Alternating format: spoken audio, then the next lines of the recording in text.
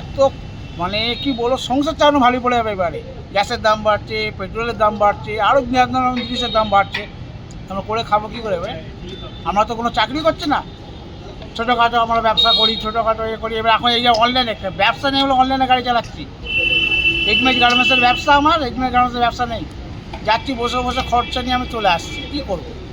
অনলাইনে গাড়ি চালাচ্ছি, তাও যদি কোনো কারণে একটু যদি 19-20 হয়ে থাকে, তাহলে এবার পুলিশকে তখন পয়সা দিতে হবে। কিন্তু দেখলাম তো বলতে বেড়েই গেল। দেখা যাক পরবর্তীকালে কী করা যায়। কোনো কিছু যদি আনতে পারে তো খুবই ভালো হবে। আপনার নাম?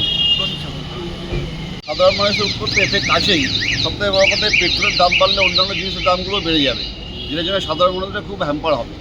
হ্যাঁ, তা সেই গভর্নমেন্টকে চিন্তা করতে হবে। তবে যদি এটাও ঠিক যে আমাদের দেশে বহুদিন বাদে পেট্রোলের দাম বাড়লো, অন্য দেশে কিন্তু আরও দাম বেড়েছে।